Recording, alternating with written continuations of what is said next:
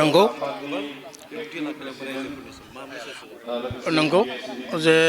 उदालगुरि गुदि बर' थुनलाइ आफादाबो दिनै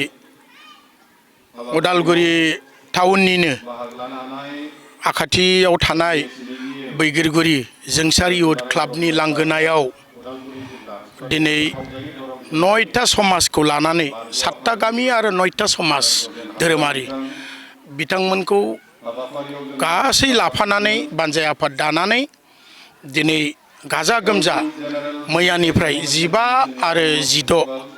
खालारखौ थि खालामनानै बर' थुनलाइ आफादनि 14थि गायसन सान बर' थुनलाइ आफाद गायसन सान दा बेवहाय मैयानिफ्राय खुंनानै दिनै 16 नभेम्बर सान फालिनाय एबा दिनै जोबथा गेवलां मेल खोब गाजा गोमजा खुंदों आं मोजां मोनदों दा बेवहाय आं साबायखर बावहरबाय नोंथांमोननिसिम साफ्रोमबो बर' रायजो राजानिसिम आरो बर' थुनलाइ मोजां मोनग्रा बर' माहारि बर'नि राव थुनलाइखौ बिजोंखौ मोजां मोनग्रा साफ्रोमनिसिमबो आंनि खुलुमनाय सिबिनाय 16 नभेम्बर गोथार साननि गेजेरजों आङो जासिहरबाय दा दिनै खोब माने मेहेरगोनां जादों होननांगोन उदालगुरि गुदि बर' थुनलाइ आफादनि गेवलां मेला 16 नभेम्बर खुंथाया डिपुटि चिफ बिटिसिनि आथिखालनि रिहन दैमारि सार बिथाङा फैनानै गेवलां मेलखौ बेखेवनानै गालांबाय दा आंखौ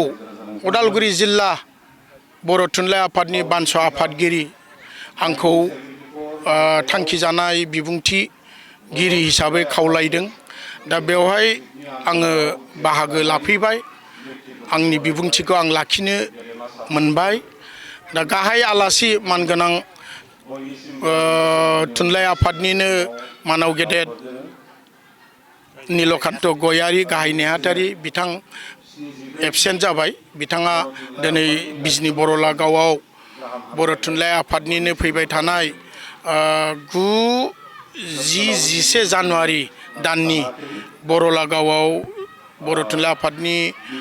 बोसोरारि जथुम्मा खुंगोन बिनि गाहाय खुन्थिया गायसननायाव थांनो गोनां जाबाय जानो हक दिनै आं मोजां मोनदों आरो बयखौबो साबायखर बावदों मोजां मोनदों आं बेखिनिखौ नोंथांमोननो फोरमायबाय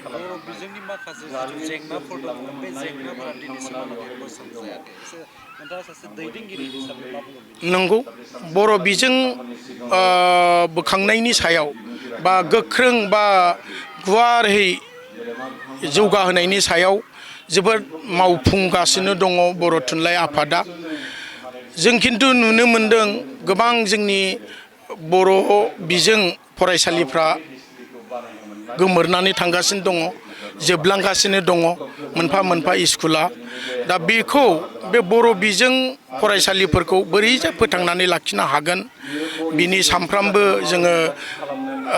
हाबाफारि लालायगासिनो दङ जिल्लायानो होन प्राइमारिफ्रानो होन आरो मिरुआनो होन दा जोङो साक्सेस जाफुङाखै सरकारजों जोङो बर' बिजों थैनायनि खारन एबा माने गोमोरलांनायनि खारनखौ जोङो मेइन सानगोन जोंनि गोबां फोरोंगिरि गैया फरायसालिफ्राव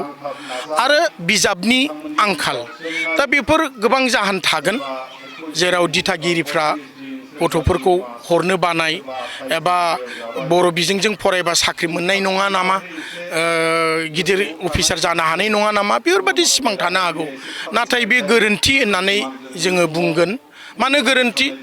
बर' बिजोंजों फरायनानै दिनै एलपिनिफ्राय लानानै एमइ हाई स्कुल हायार सेकेन्डारि आरो कलेज इउनिभार्सिटि लेभेलसिम गोबां फोरोंगिरि साख्रि मोनदों बायदि बायदि बिफानाव अफिसार साख्रि मोनदों गोबां साख्रियाला माने बा इउपिएससि एपिएससि एसिएस एग्जामावबो कम्पिट खालामनो हादों दा जों सानो जे बर' बिजों फरायनानै माने साक्सेस जादों बा गोबां साख्रि मोननो हादों बर'फ्रा बेखिनि दा बेखौ जोङो माबोरै फोथांनानै लाखिनो हागोन बिनि सिङाव जोङो बिजाब साफायनाय ACRTनि गेजेरजों जोङो सरकारखौ नारसिननाय जोंनि बिजाब ट्रेन्सलेट खालामनानै माने बर' बिजोंनि बिजाब दिरुननाय बेखिनिया सोलिगासिनो दङ। नोंथांनि बायदिब्ला जिथु सरकारजों बर' बिजोंनि जेंनाफोरखौ लानानै जि सावरायनाय बे सोलिगासिनो दङ? बे सोलिगासिनो दङ मानो होनबा आं दहाय बुंलांनायानो जे जोंहा गार्जेनफ्रा सानदों बिजाब खम बा फोरोंगिरि खम दा बे फोरोंगिरि माने थिसननो हानाय आरो बिजाबखौ एभेलेबल मोननो हानाय बेखौ सरकारजों जों बर' थुनलाइ आफादा प्राय रायलायनाय डिसकासनाव दंबाय थायो। माब्रै जोङो फोरोंगिरि मोननो हागोन माब्रै जों बिजाबखौ एभेलेबल दिरुननो हागोन बेखिनि नाजानाया दंबाय थायो। ओरैनोबाथ' जोङो बर' थुनलाइ सान 16 नभेम्बर गायसननाय सान बे हिसाबै जों उदालगुरि गुदि बर' थुनलाइ आफादा देग्लाय साननैनि हाबाफारि लादों। बे हाबाफारियानो जाबाय मैयाना जाबाय थुनलाइयारि हाबाफारिमोन आरो थुनलाइयारि जा बावहाय जोङो गथ'फोरखौ सावगारि एरखांनाय आरो खन्थाइ आवरायनाय ओमफ्राय हरखाब बिबुंथिनाय आरो कुइज बादायनाय बेफोरखौ लानाय जादों। दा मैयानिया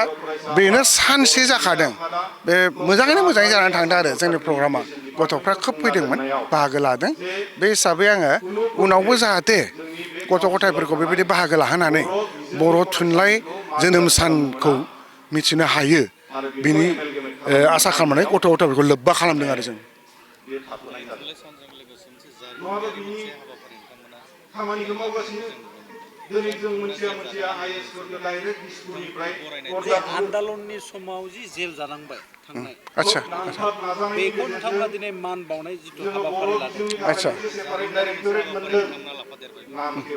बे नंगौ दिनै जोङो बर' थुनलाइ साना फालियै फालियै बे 1952 मायथाइनिफ्राय दिनै 2022सिम 74सिम जाबाय। नाथाय जोङो नंगौ जोङो थुनलाइनि बाथ्रा सावरायो आरो बिजोंनि बाथ्रा सावरायो गासै सावरायजोबो बा थुनलाइ आफादनि मावथिफोरखौ जों सिबियो मानियो। नाथाय बेवहाय गासै रायजो राजाफ्रानो लोब्बा दङ। जेरै रमान हांखो सोमावसारनाय दा रमान हांखो सोमावसारनायाथ' मोनसे फिसा बिला जाथाय नङा। बै हिसाबै दिनै जों दिनैल' नङा दिनैजों बोसोरथाम जाबाय नामा जोङो बोसोरथाम जाबाय जों जायगा लायै जायगा फालिबाय थायो नालाय रटेसन सिस्टेमाव जे बे रमान हांखो सोमावसारनायाव जायफोर जेल जानांदोंमोन जायफोर मुंख्लं जादों बिसोरखौ गोसोखांनानै जों बैयाव मुंख्लं खामाबो बावखायो आरो देग्लाय जायगा लायै जायगा नैबे जायगायाव खुंफैबाय नालाय बे जायगानि खाथि खालानि मानसिफोरखौ जेल जानायफोरखौ जोङो लिंहरजोब्बाय। लिंहरजोबनानै जों बिथांमोनखौ गोसोखांनानै मान बावदों आरो जाहाथे नोंथांमोननि जेल जानाय नोंथांमोननि सोमावसारनाया मागोना थाङाखै बेखौ गोसोखांहोनानै बिथांमोनखौ जों मान बावनाय जादों आरो।